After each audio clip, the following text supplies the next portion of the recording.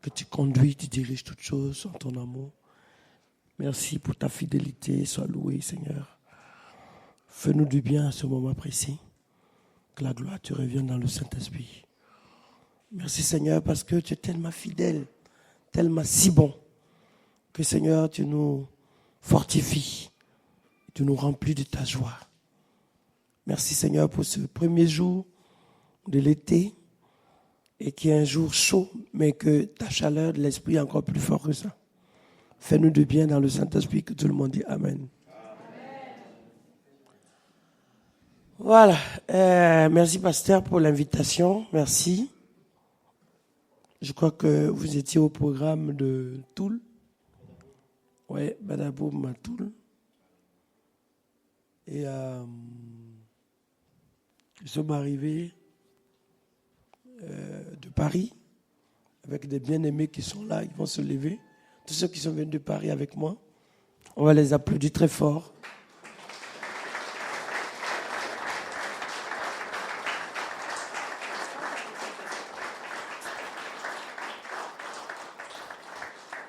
Voilà, on a fait une réunion ce matin, on a pris la route. On a voulu partager ce moment avec vous. Et nous savons que ce sera une bénédiction. Aujourd'hui et demain sera une grande bénédiction pour vous. Et ça m'a fait plaisir de connaître votre petite ville. Pas petite quand même, hein, parce que vous êtes bien concentrés comme région. On n'est jamais venu ici, c'est la première fois. Mais le Grand Est est une région bénie. Et Dieu va bénir chacun de vous. Alors tout à l'heure, j'étais dans un endroit, juste à hauteur. Je priais un peu, je me suis reposé. C'était tellement bien que j'avais l'impression de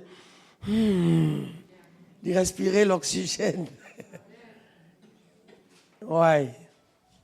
Voilà. Et ça m'a fait aussi plaisir de voir une sœur qui me passe le pasteur Michel de Centrafrique. Donc, ça fait longtemps. Et on se croise à la rentrée, tout de suite. Mais je sais que il n'y a pas de hasard ce que Dieu fait. Alors, prenez vos Bibles. Et en venant, j'ai vu la police qui intervenait en centre-ville. On s'est arrêté, j'ai prié pour... comme s'il y avait quelqu'un qui était nerveux. Je demandais à Dieu, Seigneur, touche son cœur. Permets qu'il y ait le calme, le repos. Parce qu'on a besoin de paix. Je ne sais pas si c'est le soleil et la chaleur qui fait tourner la tête de Jean. Mais il a dit, Seigneur, calme. Et que ton Saint-Esprit soit dans le cœur. Amen. Matthieu chapitre 9. Matthieu chapitre 9.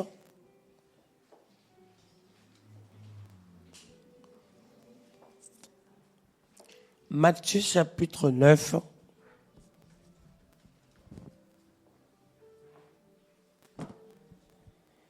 Le verset 20. Et voici une femme atteinte de la perte de sang depuis 12 ans, s'approcha par derrière et toucha le bord de vêtement de Jésus. Verset 21. Car elle disait en elle-même, si je puis seulement toucher son vêtement, je serai guéri. Verset 22.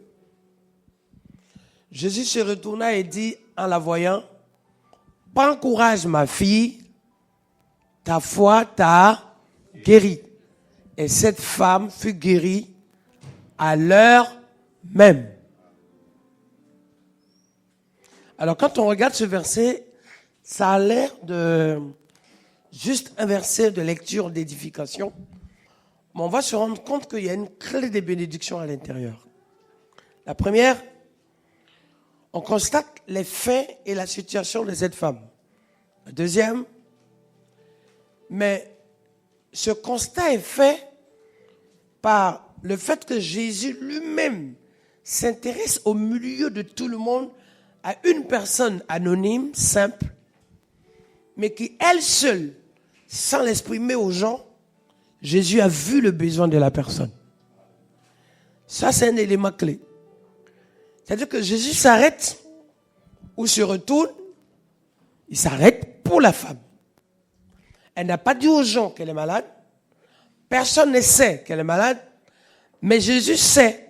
Ça veut dire que Jésus s'arrête à chaque fois qu'une personne, ou dans une situation, quelqu'un est dans un besoin, Jésus s'arrête pour la personne.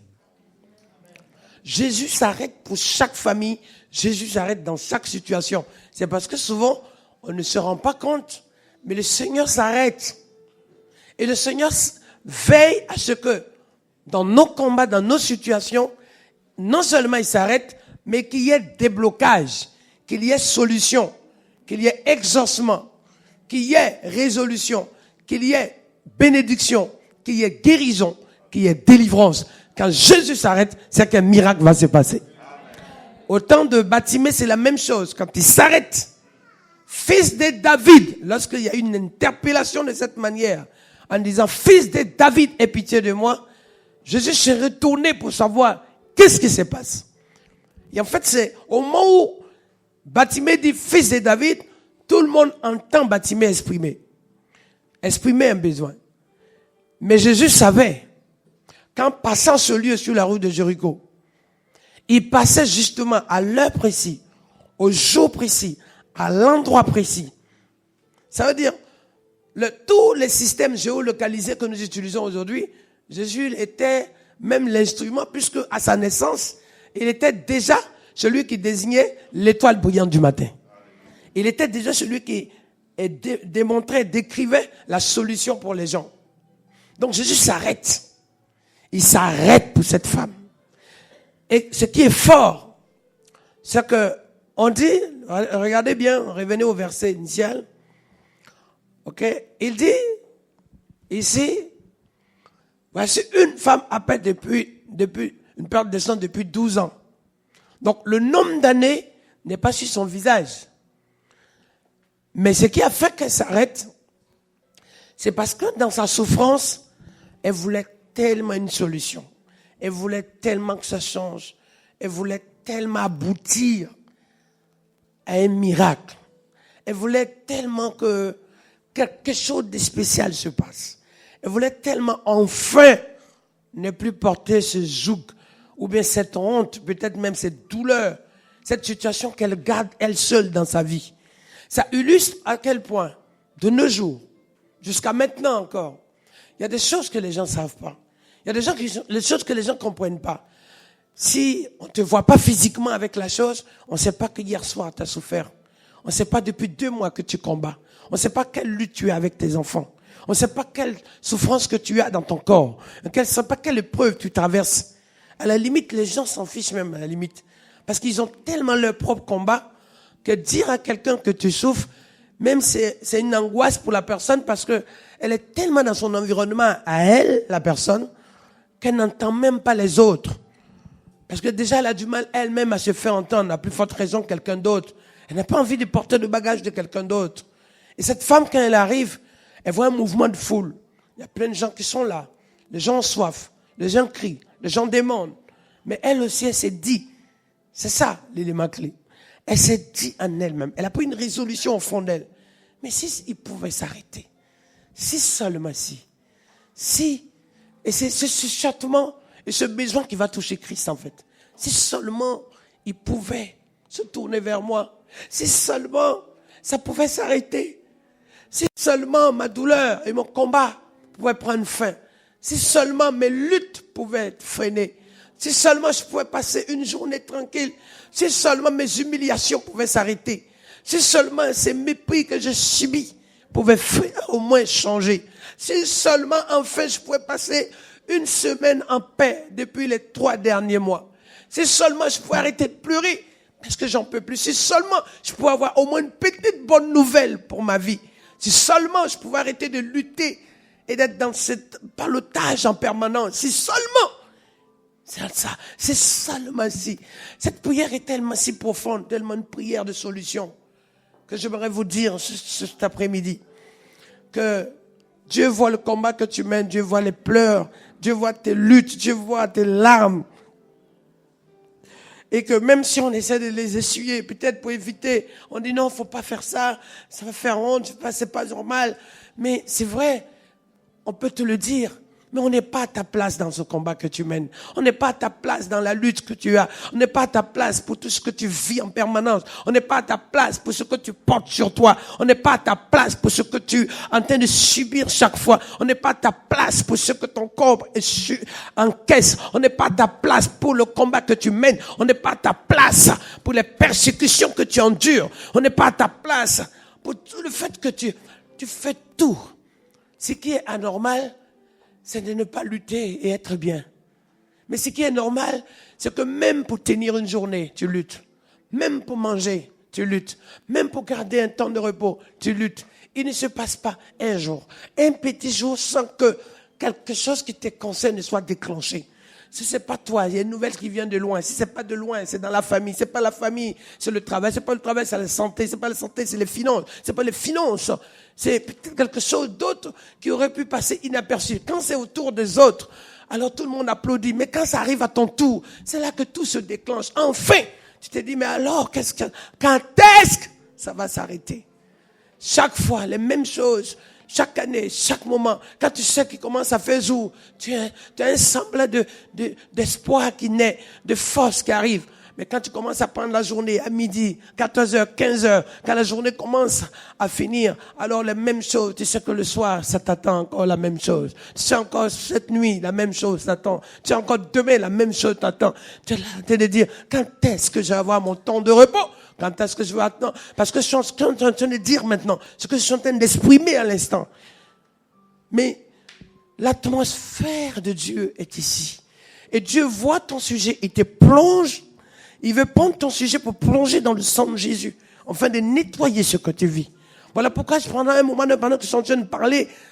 Tes larmes peuvent monter. Les choses peuvent remonter au fond de toi parce que Dieu veut faire une épuration de ça. Il veut enlever ça. Il veut nettoyer ça. Il veut enlever cette malédiction. Il veut enlever cette succession de choses qui arrivent comme si c'est programmé pour traquer ta vie. Comme si ta vie est comme on dit, t'es comme la cible. À la fin, quelque part, tu n'as pas droit au bonheur. Tu n'as pas droit à la joie. Parce que 12 ans, mes chers amis, 12 ans, c'est pas 12 heures. Ce n'est pas 12 jours, ce n'est pas 12 semaines, ce n'est pas 12 secondes.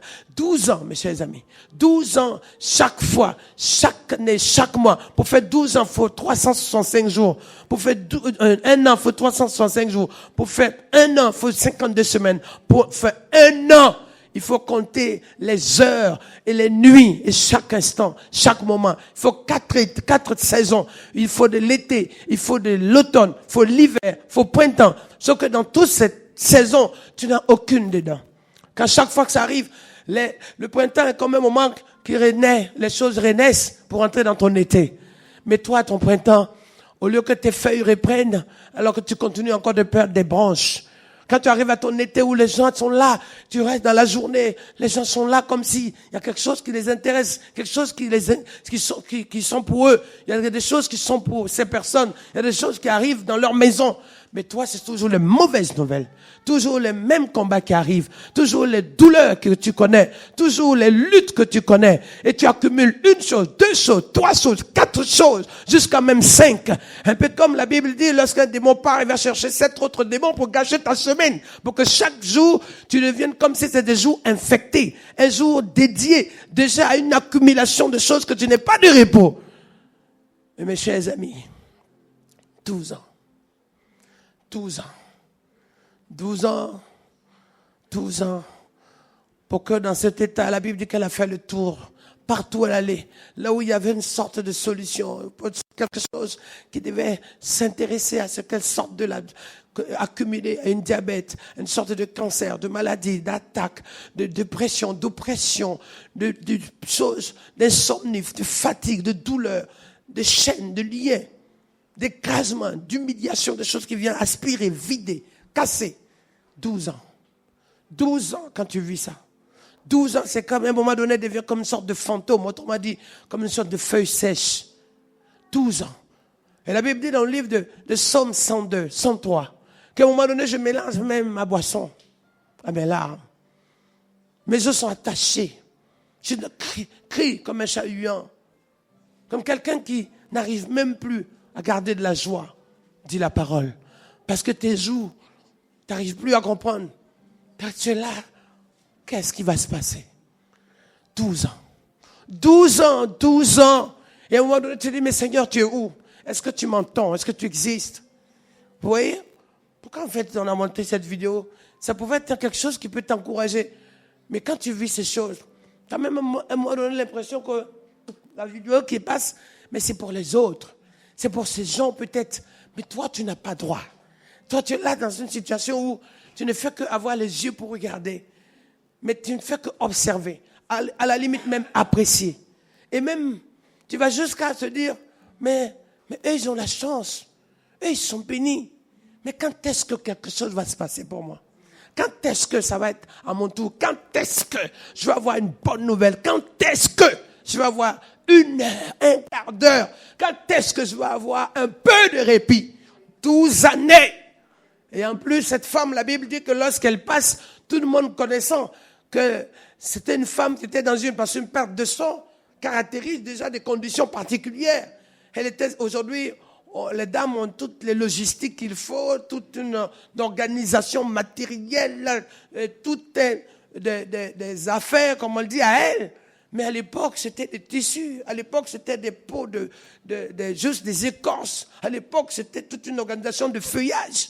Alors, cela identifiait cette femme déjà comme une permanence ce qui est aujourd'hui même mensuel pour les femmes, dans la logique et même dans la normalité. Elle, c'était une perte de sang en permanence. Aujourd'hui, ça pouvait être assimilé à un cancer. Cancer où elle peut perdre tout. Où tout est vidé en elle. Perte de sang en permanence, mes chers amis. Ce n'est pas une vie. Vertige, fatigue, douleur, instabilité totale, sécheresse, perte de goût, plus rien. My God. Alors, qu'est-ce qui allait se passer? Donc, dans ces conditions, il était difficile pour elle-même d'apparaître normalement comme une normalité, d'avoir la possibilité d'être avec tout le monde, de paraître quelque part dans un endroit où au moins elle pouvait être inaperçue. Mais non, là on pouvait la voir tout de suite. Donc elle n'osait même pas. Mais là, c'est ce cri expressif qui est fort. Elle s'est dit en elle-même, est-ce qu'il peut s'arrêter pour moi? Si seulement je peux, même si je n'ai pas la possibilité d'être devant lui, mais de toucher au moins son vêtement, de toucher au moins son habit. Quelque part, ce qui n'est même pas en lui, mais ce qui est autour de lui. L'habit, le reste de ce qui traîne autour de lui. Si je pouvais bénéficier, quelle foi. Si je pouvais même toucher ça. Toucher pour qu'il m'entende. Toucher pour qu'il s'intéresse à moi. Toucher pour qu'il s'occupe de moi. Toucher pour qu'il soit interpellé de ma situation. C'est une foi active. Une foi volontaire d'une personne qui avait envie de s'en sortir. Une foi de quelqu'un qui avait l'assurance que c'était son jour. Une foi de quelqu'un qui avait compris qu'elle ne devait pas attendre à ce que les choses arrivent. Elle devait se lever pour aller chercher sa bénédiction. Elle devait se lever pour aller toucher. Parce que c'était cette démonstration, ce courage qu'elle devait avoir. Alors que les disciples étaient autour de lui. Ce disciple était là. Il y avait tout un nombre de personnes actives, motivées, engagées, qui étaient dans un rôle d'opération et surtout de mission. Alors elle se disait, oh, j'espère qu'il m'entendra. J'espère qu'il me verra. J'espère que quelque chose se produira dans ma vie.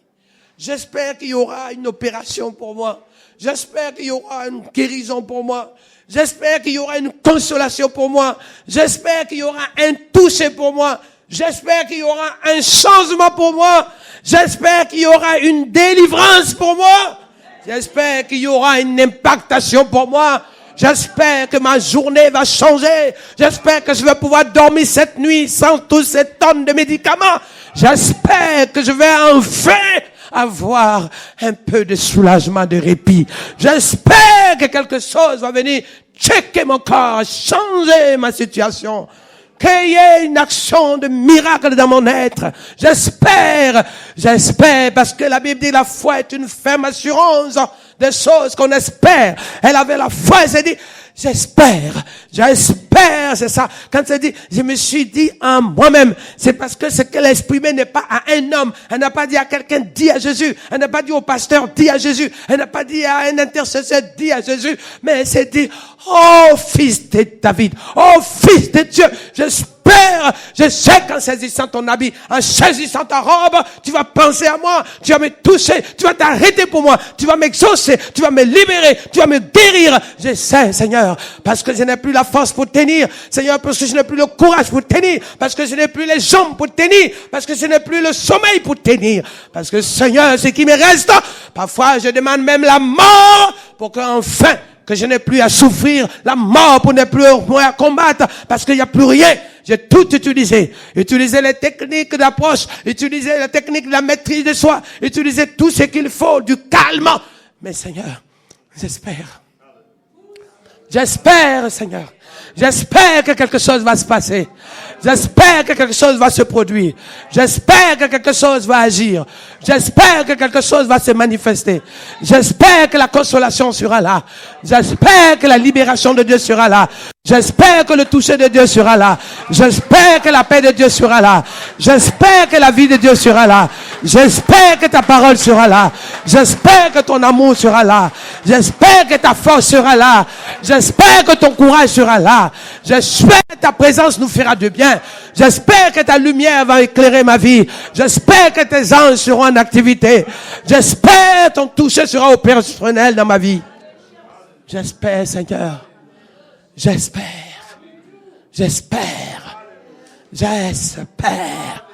Oh, alléluia. C'est ça qui doit naître dans ta vie aujourd'hui. J'espère le toucher dans ma famille. J'espère la transformation dans ma maison. J'espère l'action de Dieu sur moi. J'espère la réponse de Dieu maintenant. J'espère le changement des choses. J'espère le réveil dans cette ville. J'espère la grâce de Dieu dans ma famille. J'espère les oracles de Dieu. J'espère le changement des situations. J'espère le bouleversement des maisons. J'espère que la malédiction va s'enfuir. J'espère que la sorcellerie va s'arrêter. J'espère que les chaînes et les liens vont être brisés. J'espère enfin que ce qui était une malédiction des aînés, l'héritage des familles, parce que mes chers amis, dans certaines familles, les gens ne se marient pas, les gens n'avancent pas. Et à un moment donné, ceux qui sont mariés ne construisent pas, ne restent pas longtemps. Si tu es premier-né dans ta famille, tu meurs. Ou à certain âge, tu te retrouves en mal. Ou quand tu veux avancer, tu es jalousé, tu es indexé, tu es attaqué. Quand tu veux tenir debout, on veut te casser. Dans certains moments donnés, dans certaines familles, les gens n'arrivent, ceux qui veulent briller sont confrontés à des épreuves d'humiliation en permanence. Chaque fois qu'il n'y a rien, tout le monde est content. Mais quand il y a quelque chose, les mêmes personnes qui veulent t'applaudir sont les mêmes personnes qui veulent te casser. Et tu te poses des questions, mais qu'est-ce qui se passe? Qu'est-ce que j'ai fait de mal? Qu'est-ce que j'ai dit de mal? Parce que même quand tu n'as rien dit, ça vient sur toi. Quand tu n'as rien fait, ça vient sur toi. Quand tu parles pas, ça vient sur toi. Quand tu te couches, ça vient sur toi. Quand tu dors, ça vient sur toi. Et même tu n'as pas bougé. Mais ce que déjà les ont bougé à ta place. En permanence. J'espère, Seigneur. J'espère avoir, Seigneur, un temps dans ce monde de répit. Combien de temps je vais vivre, je ne sais pas. Mais j'espère, Seigneur. J'espère que les choses vont changer. J'espère un témoignage nouveau. J'espère avoir ta main sur ma vie. J'espère ta lumière dans ma famille. J'espère la guérison dans ma maison. J'espère le salut dans ma maison. J'espère la libération dans mon pays. J'espère, Seigneur, la réconciliation. J'espère l'unité de mes enfants. J'espère, Seigneur, c'est ça. Cette femme, elle a crié, elle s'est levée. Elle a été un des instruments dont l'espérance est devenue une réalité, dont l'espérance est devenue une monnaie courante, dont l'espérance est devenue du concret, dont l'espérance est devenue un fait, dont l'espérance est devenue un chemin, dont l'espérance est devenue une voie. C'est pour ça, partout dans le monde, que ce soit pour une personne, 10 personnes, 100 personnes, 200 000 personnes, 300 000 personnes, peu importe. quand je me lève, que j'arrive et que je descends, parce que il y a pas longtemps, j'ai pris l'avion, je suis allé à Los Angeles, je suis arrivé et on m'a dit à quelqu'un qui avait le cancer, on m'a dit viens, j'ai dit je suis fatigué, je peux pas. On m'a dit non, faut que tu viennes. J'ai dit oh là là, je peux pas, je dois aller au Canada dans 2 jours, dans 48 heures. On m'a dit non, fais tout pour arriver. Et ma femme m'a dit, non, il faut que tu ailles. J'ai dit, mais c'est pas possible. Je voyage tout le temps, je dois rentrer, rester, me reposer. C'est toi qui me dis de partir encore. Et j'ai dit, oh, écoute, j'ai prié pour que tu ailles à ma place. Elle m'a dit, non, chacun a sa mission. J'ai dit, mais c'est pas possible, cette femme, alors. Le temps que je me rende compte, elle a pris mon billet. J'ai fait 12 heures. Je suis arrivé à Los Angeles. On est venu me chercher. Quand j'arrive, je suis arrivé directement fatigué. On est arrivé vers 16 heures, fatigué. Je sors de l'avion alors que je venais d'arriver de notre tournée. Et j'arrive, et on vient me chercher à l'aéroport. On passe dans une maison. On m'a dit, bon, ok, tu dois aller loger là. J'ai dit, non, je veux aller, la raison pour laquelle je suis là, je vais aller d'abord prier. Quand j'arrive, je vois quelqu'un pour qui on a dit, la médecine a dit, c'est le cancer, c'est phase terminale, c'est terminé. J'ai dit, ok. Mais sauf que cet homme est un acteur qui fait tout ce qu'il y a, tous les artistes, tout ce que vous pouvez imaginer, comme film. 80 films qu'il fait, ce monsieur. Il se retrouve à voir son enfant qui est phase terminale cancer. On lui dit, il n'y a rien à faire. Mais lui, il ne croit pas du tout. Mais quelqu'un lui a dit, c'est sûr, si vous priez en badapoum, quelque chose va se passer dans votre vie. Donc, moi qui maintenant dis, je vais dormir dans l'avion, effectivement, merci Seigneur. On m'a donné les conditions qu'il faut pour que je dorme. J'ai bien dormi quand je suis arrivé. Mais quand même, je me trouve, et on me dit, voilà l'enfant qui a 21 ans, qui était là, souffrant. Le médecin a dit, je vous laisse, je reviens après. 24 sur 24. On lui a dit, vous avez 1 semaine, 10 jours. Oh my God. J'arrive, je tiens sa main. Et je lui dis, maintenant, au nom de Jésus. Il s'appelle Stevie. J'ai dit, tenez sa main. J'ai dit, au nom de Jésus, sois délivré. Et quand j'ai dit, sois délivré, la maman a commencé à pleurer. Elle m'a dit, je ne crois pas, mais ce que vous avez dit est fort. J'ai dit, non. Je ne veux pas que vous écoutez ce que j'ai dit. Je veux que vous vivez ce que Dieu veut faire dans votre vie. Je suis venu vous endosser quelque chose. Je suis venu vous dire, comme Pierre a dit, quelque chose à quelqu'un sur la route des Jopé. Pierre a dit Aîné. Il est venu informer à Aîné, Jésus-Christ est guéri. Je suis venu t'informer alors que, garçon, Jésus te délivre. Il m'a dit, la maman dit, oh, alléluia. J'ai pris ma Bible que j'avais, je lui ai dit, tiens. Et j'ai mis dedans, tu vas témoigner la puissance de Dieu. Quand j'ai fini de prier, j'ai dit, ok, allons maintenant. Quand j'arrive, je fais qu'une seule nuit. J'arrive, parce que le lendemain, je devais aller à Montréal. J'arrive, là où je devais dormir, à Hollywood. Et on va se reposer. Et le lendemain, vers 7h, 8h, j'ai dit, ok, toute la nuit, j'ai prié. J'ai dit, ok, on va aller prier parce que ce soir, à 17h, je prends l'avion. Donc, quand on vient me chercher, le monsieur vient me chercher, on arrive. Ouais. Quand j'arrive dans le quartier très tôt, les gens commençaient à pleurer. Ils disaient, oh my God. Oh, merveilleuse, wonderful. Les gens pleuraient. Les gens pleuraient. Les gens pleuraient, mais ils pleuraient tellement.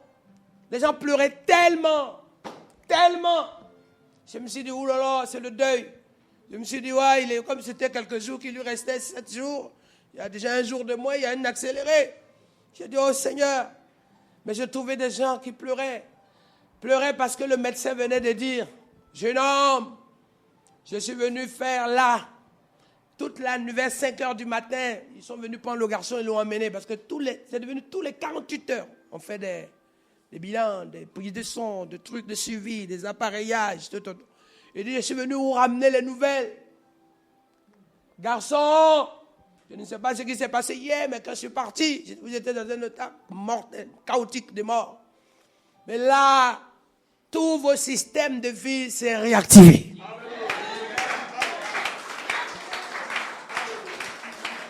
Tous vos systèmes de vie s'est réactivé. Donc les gens pleuraient pour ça. Et moi, je suis arrivé, je me suis dit, oulala. On m'a dit, non, pasteur, soyez béni. Mais quand j'arrive, les gens pleuraient tellement dans le quartier. Mais c'est fort. Ses amis sont venus. Mais là, j'ai vu même un ami à lui qui était là. Et on m'a dit, oui, le monsieur qui est là, il pleure. Et il dit, on traduisait, on dit, mais pasteur, si c'est ça, Dieu, si c'est ça la foi, on a la preuve que ce Dieu-là, nous, on le veut. Nous, on ne croit pas, mais si c'est ce Dieu-là, nous, on le veut. Et j'ai vu sous mes yeux un monsieur qu'on appelait Matt Damon, qui faisait, c'est plus ennemi de mort dans la peau. Lui, il fait les films avec Jason Bourne, voilà, par exemple. Exact. Et c'est ce gars qui fait le Jason Bourne. Et il y avait lui, il y avait même machin, Ford qui fait, je sais pas quoi là. Harrison Ford, Monica Lewinsky, tout le monde pleurait. Et j'ai même vu la maison qui était en face, c'était la belle-mère du prince d'Angleterre, là, celui qui allait exiler là-bas. Elle avait son petit chien, en train de pleurer. Oh, Jimmy, oh, merveilleuse, wonderful. Et moi, j'étais là, j'ai dit, mais c'est qui? On me dit, c'est elle. C'est qui, c'est elle? Et tous disaient, nous, on ne croit pas en Dieu, mais c'est ça, c'est Dieu, on veut le suivre. Ça, c'est Dieu, on veut le suivre. En fait, je rends ce témoignage parce que ce matin, je me suis levé, j'étais en ligne avec un frère, et on parlait, et c'est lui qui me rappelait le témoignage, parce qu'avant-hier, on s'est retrouvés à Paris en train de partager certaines choses, et ce matin, je reçois un message. À partir de là, ça a touché quelqu'un d'autre, quelqu'un qui s'appelait Loïc. Et d'ailleurs, vous verrez, dans peu de temps, d'ailleurs, il passe souvent, c'est un frère ici à Paris qui est aux Invalides, et qui a reçu un tir de balle dans l'histoire de Mohamed Merah. Il fait partie des survivants. Et qui s'appelle lui, qui est aux Invalides. Et ce frère, on est passé, ce matin d'ailleurs, on en parlait. Et le témoignage va faire tellement quelque chose, tellement fort, que ça va venir lui-même les secouer. Il va retrouver, il va dire, dites au pasteur, je veux vivre mon badaboum, parce que lui parle à la machine. Mon badaboum. Et lorsqu'on a commencé à prier, au bout de 4 jours, on arrive, il était d'une sorte, tout en couché, il ne se levait pas. Et il s'est levé, il s'assit, il nous regardait. On a commencé à pleurer de joie. Parce que quand le Seigneur veut te délivrer, il ne demande pas la permission à quelqu'un. Quand le Seigneur veut te libérer, il ne demande pas la permission à quelqu'un. Et on dit, mais pasteur, tu es où? Je dis, je suis au Grand Est cet après-midi. Il dit, non, reviens. Il faut que le badaboum, on veut encore vivre le badaboum. Et le temps de badaboum est arrivé pour toi. Et quand j'arrive juste une nuit, le Seigneur va faire tellement de choses, ça va faire tellement de choses, mais tellement de choses grandioses, tellement de merveilles là. Il n'y a pas de limite avec Dieu. Il faut seulement que tu saches qu'il y a un moment où il s'arrête pour toi.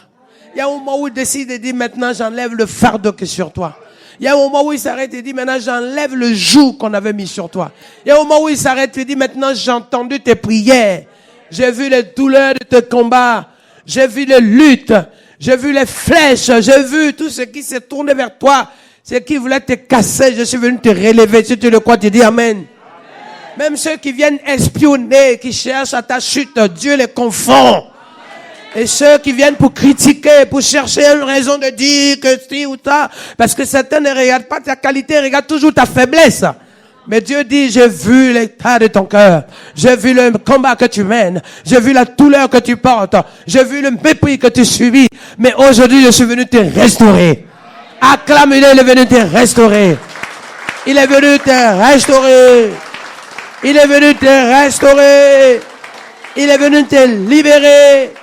Il est venu te faire du bien. Il est venu combattre pour toi. Il est venu agir pour toi. Il est venu parce que tu es cher à ses yeux. Il est venu parce que tu es pris à ses yeux. Il dit alors, tu traverseras les eaux, l'eau ne te submergera pas. Il n'a pas dit que tu ne te feras pas persécuter. Il n'a pas dit que tu ne seras pas éprouvé. Mais il dit, dans toutes tes épreuves, tu seras vainqueur. Il a dit, dans tous les combats, tu seras vainqueur. La différence est là, mes chers amis.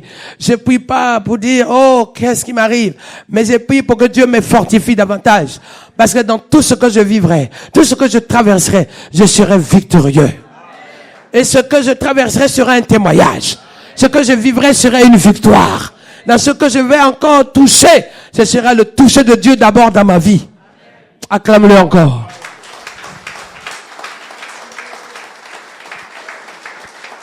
Acclame-le encore plus fort. Plus fort, plus fort.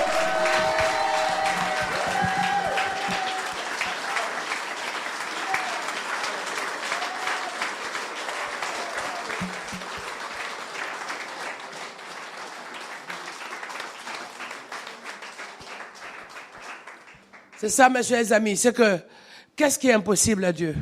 Qu'est-ce qui n'est pas capable avec Dieu? Qu'est-ce que Dieu ne peut pas faire? Qu'est-ce qui est inimaginable pour l'homme que Dieu ne puisse pas agir? Qu'est-ce qui est lourd pour l'homme que Dieu ne puisse pas opérer? Qu'est-ce qui est blocus et difficulté pour l'homme que Dieu ne puisse pas faire? Qu'est-ce qui est complètement impossible pour l'homme que Dieu ne puisse pas faire? Qu'est-ce qui est une montagne que Dieu ne puisse pas déplacer? Qu'est-ce qui est muraille que Dieu ne puisse pas casser? Qu'est-ce qui est fer que Dieu ne puisse pas délivrer? Qu'est-ce qui est lourd que Dieu ne puisse pas agir? Qu'est-ce qui est mort que Dieu ne puisse pas ressusciter? C'est pour ça que je te dis cet après-midi, le Seigneur est ton repos. Le Seigneur est ta force. Le Seigneur est ta ressource. Le Seigneur est ton équilibre. Le Seigneur est ton soutien. Le Seigneur est ton espérance. Le Seigneur est ta paix. Le Seigneur est ta faveur. Le Seigneur est ta porte. Si des gens travaillent pour fermer les portes, Dieu travaille pour ouvrir tes portes. Si les gens travaillent pour t'humilier, Dieu travaille pour t'élever. Si les gens travaillent pour t'écraser, Dieu travaille pour te restaurer. Si les gens travaillent pour te rendre malade, Dieu travaille pour te guérir. Si les gens travaillent pour pouvoir te faire souffrir, Dieu travaille pour te donner sa grâce. Et alors la grâce de Dieu est arrivée. Si tu le crois, tu dis Amen. Si tu n'entends pas plus fort, tu dis Amen. Acclame-le encore plus.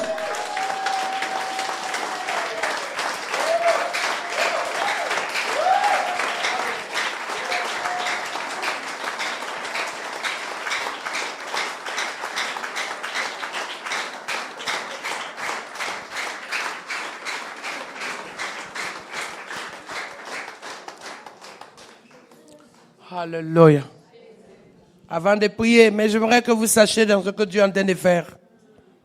Que le Seigneur, dans ce que Dieu est en train de faire, dans ce que Dieu a commencé à faire, Dieu s'arrête pour chaque sujet. Et dans chaque sujet, le Seigneur essuie les larmes. Le Seigneur répond. Nous étions dans une église, l'église à Samuel de Dieu de Nemours, le 25 janvier. J'ai le témoignage du pasteur. Il y a une personne, ça faisait son fils, une dame, son fils est kiné. Il est venu avec sa maman paralysée depuis 25 ans. Et parmi tout ce que Dieu a fait ce jour-là, on a vu une femme qui était là, souffrante, 25 ans. Mais moi, je ne sais pas. Je regardais cette femme, je lui ai dit, Jésus te délivre. Lève-toi et marche. Il m'a regardé. Il a dit, il y a un jour que Dieu a réservé pour toi. Il y a un jour où toi qui étais enfoncé, que Dieu te demande de te relever. De te relever de ta courbature. De te relever de ton écrasement. De te relever de là où tu as été placé. De te relever de là où tu as été enterré. De te relever là où tu as été détruit. Et le Saint-Esprit a commencé à fortifier les jambes de cette femme. Et ce qui est beau, c'est fort parce que quand on finit le programme, à la fin, pour l'église est en hauteur, il faut monter par escalier. Les gens, chacun, ils ont rangé son fauteuil, elle marche. Elle se promène. Et une semaine après, c'est le pasteur qui m'envoie un message. Il me dit, son fils, 25 ans de kiné, n'a jamais vu sa maman debout depuis 25 ans. Pasteur, je voulais rendre grâce. Les gens pleuraient de joie. Parce que mes chers amis, il y a ce que les gens témoignent. Il y a ce que les gens peuvent exprimer. Mais il y a ce qui fait que ta vie a changé. Il y a ce qui fait que tu vis quelque chose. Tu vis quelque chose. Des choses souvent que tu n'as pas exprimées, mais que tu attends que Dieu fasse. Il Il y a des choses pour lesquelles depuis tu attends un exaucement, une impactation. Enfin, Seigneur. C'est ce qu'on appelait les actes des apôtres. On n'a pas dit les actes de Christ, on dit les actes des apôtres. Les actes des apôtres décrivent que ce que Jésus devait faire, il a déversé sur ses apôtres. Et c'est ça l'Église aujourd'hui. La réforme de l'Église, c'est ça. C'est pas l'institution dans le nom. C'est pas le titre dans le pastorat ou dans le bishop ou dans tous ces titres qui servent à rien. Mais en fait, c'est pas dans le décor de poste, mais dans ce que Dieu veut faire pour pouvoir exaucer, prendre soin de chacun, consoler le cœur des vies et s'occuper de chaque famille. Dans ce que Dieu veut faire, mes chers amis, on se rend compte que dans la parole, que l'Église était à l'époque la clinique et l'hôpital de l'époque. Parce que quand tu lis dans la Bible, c'est ça. On dit, il y avait les malades étaient au bord de l'hôpital. Et aujourd'hui, ceux qui sont au bord c'est resté, hein. Mais ce n'est plus ceux qui viennent pour avoir la solution. C'est ceux qui viennent pour pouvoir demander. Ceux qui viennent pour pouvoir supplier. Ceux qui viennent pour pouvoir prendre une monnaie pour aller faire boire peut-être l'alcool ou fumer de la drogue. C'est ça qui est resté. Alors que l'église était un endroit où c'est pas le deuil qui amenait les gens là. C'est pas les fêtes d'anniversaire ou peut-être les baptêmes qui amenaient les gens. Mais c'était au moment où les gens venaient. Ils venaient s'asseoir. Comme la Bible nous dit dans le livre de Actes chapitre 3, Actes chapitre 4. Que lorsque Pierre sort avec son ami, et Pierre et Jean, ils voient tout de suite un homme qui était assis, qui attendait d'eux, les mains dans les poches certainement, qu'ils allaient lui donner quelque chose. Mais ils se sont arrêtés, ils ont dit non, nous n'avons ni or, ni argent. Mais ce que nous avons, lève-toi et marche. Ce que nous avons n'est pas l'argent que tu as besoin. Ce que nous avons, c'est les jambes qui vont te demander de donner d'être autonome. Ce que nous avons, c'est la foi qui active en toi, qui te donne de décrocher ton miracle. Ce que nous avons, ce que tu redonnes, retrouve le rétablissement. Ce que nous avons, c'est ce que le dépôt de Dieu manifesté dans ta vie. Ce que nous avons, c'est ce que Dieu a opéré au fond de toi pour pouvoir te donner la restauration. Ce que nous avons, c'est enlever la malédiction ancestrale qui fait que chaque fois, tu as comme un plafond, un blocage, comme un mur qui est sur ta tête.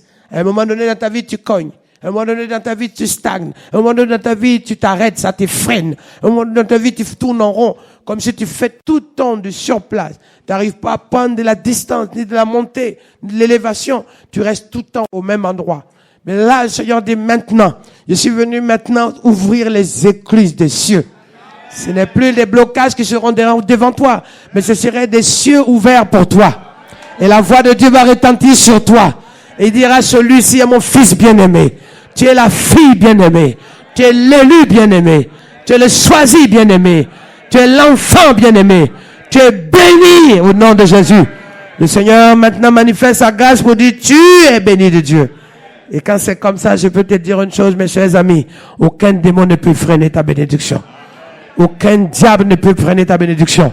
Aucun jaloux ne peut freiner ta bénédiction. Aucun méchant ne peut freiner ta bénédiction. Aucune maladie ne peut freiner ta bénédiction. Lorsque le Seigneur s'arrête à la mort de Lazare, bien que mort, mais il dit, retournons, car mon ami Lazare dort. Il dort parce que le Seigneur sait qu'il allait le réveiller. Dieu va réveiller quelque chose qui va créer le miracle en toi. Il va réveiller la force qui va te donner la force, la grâce. Il va réveiller la joie qui va être dans ta vie. Il va réveiller la vie en abondance pour que ce qui est une malédiction soit annulé. Aïe, aïe, aïe, aïe, aïe, aïe, aïe, aïe, aïe, aïe. Comme en Égypte, mes chers amis. À la sortie d'Égypte, l'esprit des morts nageait et faisait du mal partout. Mais là où il y avait les enfants de Dieu, là où il y avait le sang de l'agneau, les maisons étaient tranquilles. Les maisons étaient en paix. Parce que mes chers amis, il y a des choses qui se passent dans notre génération, des choses qui se passent dans notre monde. Mais là où il y a le sang de Jésus dans ta maison, rien ne peut t'arriver. Rien ne peut te produire. Même ce qui t'arrive, Dieu te donne la victoire. Même ce qui tourne autour de toi, Dieu agit pour toi. Même ce qui vient te déranger, Dieu opère en toi. Si tu le crois, tu dis Amen. Plus fort. Encore. Plus fort. Encore. Oh Seigneur Jésus, pour que tu comprennes à quel point notre Dieu n'a pas changé. Changer, mes chers amis, ça fait 42 ans que je prêche l'évangile. C'est vrai, le pasteur voulait que je me présente, mais j'aime bien que d'abord que le ministère se présente. et qu'on puisse parler d'abord de ce que Dieu fait. Le reste, ça va suivre, mes chers amis. Mais lorsque j'ai commencé à parler, la première fois, j'avais 9 ans.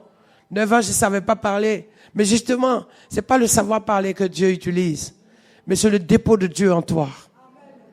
Et ce sont des choses que j'ai décidé d'expliquer, de partager. Et aujourd'hui, si je suis là, j'ai demandé à des enfants spirituels d'être là. 42 ans, ils n'étaient pas là. Il y a 30 ans, ils n'étaient pas là. Il y a 20 ans, ils n'étaient pas là. Je vais leur expliquer certaines choses. Comment c'est essentiel dans ce que Dieu veut faire. Dans la constance de ce que Dieu est. Aujourd'hui, nous sommes là. Nous découvrons. Nous cherchons. Mais c'est nous qui n'avons pas encore atteint la capacité de Dieu d'agir. Mais Dieu, lui, il est Dieu. Il reste intact dans ce qu'il fait. Intact dans son amour. Intact dans sa puissance. Vous expliquez pour que vous compreniez, mes chers amis. Et au-delà de l'expliquer, vous emmenez à vivre les choses. Parce qu'il est temps parce qu'aujourd'hui on est dans un monde où les gens cherchent beaucoup. On cherche tellement, on devient bourratif, on devient glouton de ce qu'on cherche. On devient esclave de ce qu'on cherche. Mais la Bible dit, cherchez, vous trouverez. Frappez, l'on vous ouvrira. Demandez, et on vous donnera.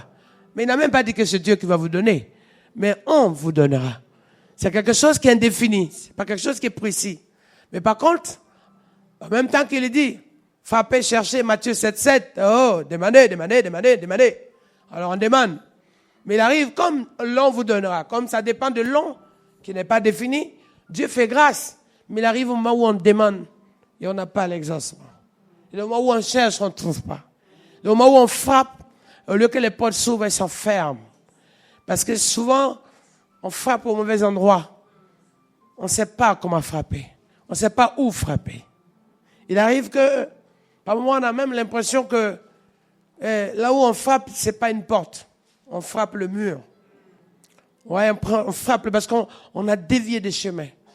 On a pris un virage qui nous a emmenés comme dans un GPS qui n'est pas mis à jour. Lorsque ce n'est pas mis à jour depuis 5 ans, tu n'as plus d'actualité. La mise à jour aujourd'hui est plus importante autant que même la machine, le smartphone que tu as. C'est bien d'acheter. Mais si tu as un smartphone dont le logiciel est Windows 95, tu as un problème en 2025.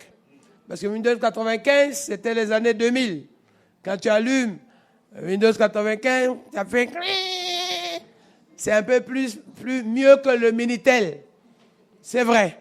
Mais c'était encore quelque chose qu'il fallait prendre quelques secondes pour attendre. De 95, ça passe à 98 où ça commence à aller mieux. Mais 98, ça passe au Windows 2000. Windows, voilà, ça monte, ça dit 98, wow. Windows 90. Après c'est Windows 10. Maintenant même on est plus 11. Mais imagine en 2025, tu as un Windows 95, disque dur 20, mémoire vive 32, disque dur 20 gigas, mémoire vive 32 MO, avec des logiciels super gourmands, dont aujourd'hui, quand tu as ton appareil d'exploitation, la mémoire vive déjà seule prend minimum 1 giga, 5 gigas. Et même quand c'est 1 giga, c'est pas bon. Il te faut monter plus. Juste la mémoire vive. Mais à l'époque, il n'y avait même pas, c'était 32 MO. Maintenant, donc ça veut dire, tu vas rester là toute l'année. Avec... Mais mes chers amis, Dieu veut te mettre à jour. Notre Dieu n'a pas changé. Pendant que tu es en train de ramer à dire, oh je souffre, qu'est-ce qui ne va pas? Mais Dieu veut que tu saisisses ton miracle. Dieu veut que tu saisisses ta guérison. Dieu veut que tu saisisses ta délivrance. Dieu veut que tu saisisses la faveur qu'il t'a donnée. Parce qu'il dit, venez à moi, vous tous qui êtes fatigués et chargés. Il dit, je suis l'Éternel qui te guérit.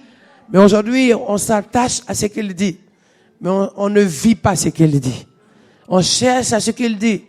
Oui, ce qu'il dit, on connaît. Ce qu'on dit même, on a écrit ça dans nos, vous voyez. Voilà, c'est marqué, vous voyez, regardez ici, la croissance.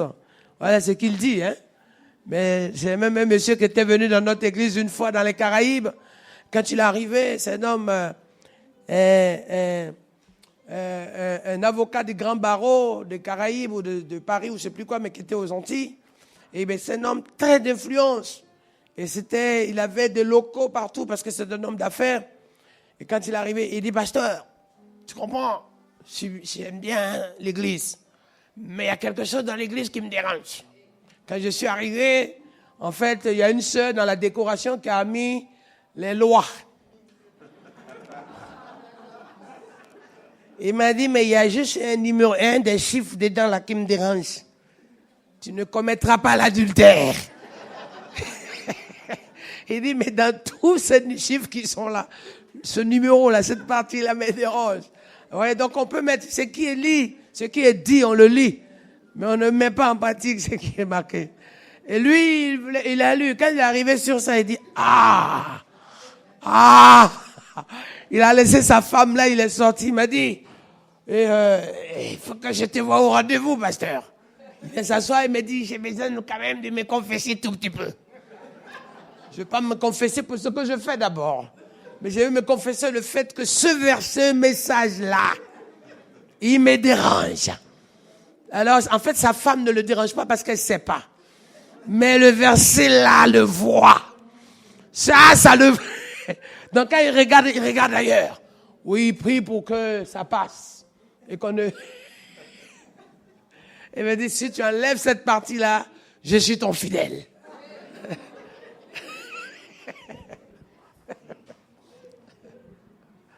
J'ai dit, monsieur Laval, il s'appelle monsieur Laval. Il dit, mais monsieur Laval, ça ne marche pas comme ça, monsieur Laval. Et puis, il me dit, mais c'est ça mon problème. Donc, il me dit, ton bureau, il n'y a pas une porte dérobée pour que je vienne. Parce que quand je passe dans l'église pour venir vers toi dans la salle, c'est marqué, tu ne commettras pas l'adultère. Il dit, ça me dérange. On lit beaucoup, on ne met pas en pratique. Mais si tu vois dans le fond que le Seigneur, dans ce qui est écrit, il y a une grâce pour toi. Dans ce qui est écrit, sa parole, il y a une délivrance pour toi. Et si tu le crois, acclame-le alors.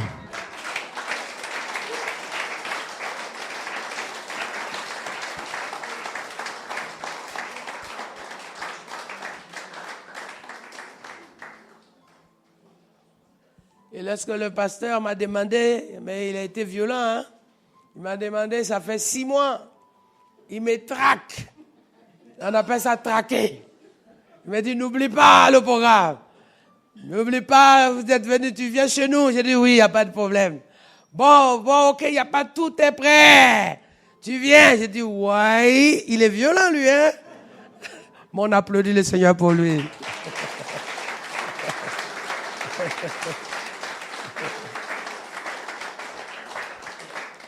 Mais je sais, vous savez, lorsque le réveil, une saison arrive, il y a des choses que Dieu crée. Il y a des choses que Dieu met en place. Il y a des choses que Dieu organise. Il y a des choses que Dieu s'arrête. Et aujourd'hui, la femme qui avait la perte de sang, ça veut dire que cette région a perdu beaucoup de choses. Tu as perdu ta joie. Tu as perdu tes forces. Tu as perdu ton courage. Tu as perdu l'amour. Tu as perdu ta fierté. Tu as perdu ta santé. Tu as perdu beaucoup de choses. Et le Seigneur te dit qu'il va te le donner. Il va te restaurer. Ce que tu as perdu va être rétabli. On appelle ça la restitution. Tourne-toi avec quelqu'un, dis-lui la restitution. Dis-lui c'est pour toi. La restitution. Secoue quelqu'un, dis-lui, écoute-moi bien, c'est ta restitution. C'est ta restitution.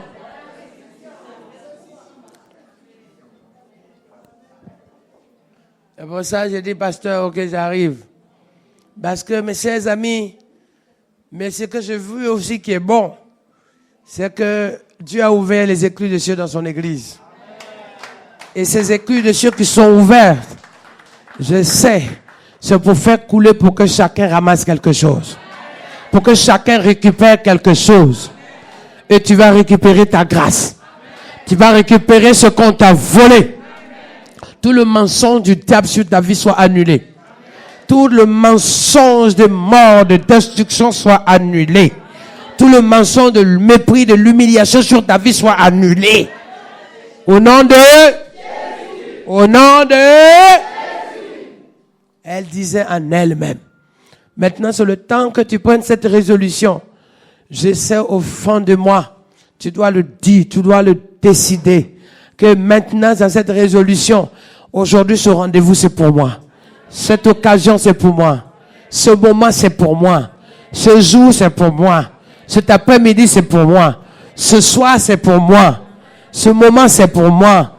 Cette prière, c'est pour moi. Le Saint-Esprit, c'est pour moi. L'intervention de Dieu, c'est pour moi. L'exaucement de Dieu, c'est pour moi. Dis avec moi, Amen. Amen. Plus fort, Amen. Amen. Et Satan, avec toutes ses œuvres, il y a trop de gens. Il y a trop de gens dans le grand S. Vous avez encore un autre problème. Le fait que vous avez subi, vous avez vécu une histoire Allemagne, France. Il y a beaucoup de restes, de tensions spirituelles. Il y a beaucoup de sacrifices spirituellement qui restent dans cette zone. Qui font que les gens sont beaucoup aujourd'hui en souffrance, en combat. Ils sont dans des tiraillements à chaque fois. Et ça va jusqu'à ce que tu le sens dans tes entrailles, dans ton sein, au fond de toi.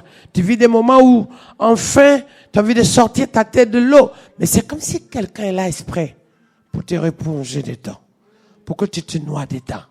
Pour que tu te retrouves à ne pas pouvoir avoir le temps de... Tu veux se dire, on est bien, on est près de la frontière, on est dans une zone trio, on n'est pas loin de la Belgique, on n'est pas loin de l'Allemagne, on est là, on est à l'Est, on bénéficie des choses, mais en même temps, c'est une zone qui a subi, où des gens sont enterrés, où des gens pensaient lutter pour la bonne cause, où des gens ont été victimes, des gens n'ont même pas lutté, des gens vivaient chez eux, ils ont été embarqués dedans. Vous ne pouvez pas imaginer l'injustice. L'injustice qu'on sait n'est pas l'injustice première. Mais c'est celle que beaucoup vivent, pour laquelle on ne sait même pas qu'ils vivent ça. Parce que ce qu'on sait, c'est déjà une autre façon, à une étape, de manifester sa victoire dans l'injustice. Mais quand tu vis des choses, que ça reste au fond de toi. Quand tu encaisses, tu ne parles pas. Quand tu subis, tu ne parles pas. Quand tu dis rien, alors que ce qui se passe n'est pas normal. Alors que tu n'as pas la force pour le dire. Alors que tu n'as pas les moyens pour le dire. Lorsque les mots te manquent, lorsque tu es comme muet. Mais parce que c'est toi qui parles, alors personne ne t'entend. Quand les autres parlent, on les écoute. Quand c'est eux, on les écoute. On en a un intérêt à leur vie. Mais quand même, quand tu parles, c'est comme un muet. Quand tu parles, c'est comme carrément un mur. Quand tu parles, c'est comme une vague qui passe dessus. Personne ne l'entend. Cette injustice, elle est au plus profond de toi. Et beaucoup l'ont vécu dans cette région. Beaucoup d'injustice. Et elle sent que c'est pas ta faute. C'est pas une histoire de région, de géolocalisée.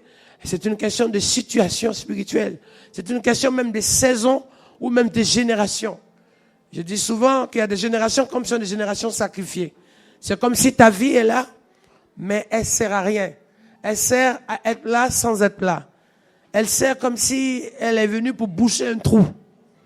Maintenant, c'est non.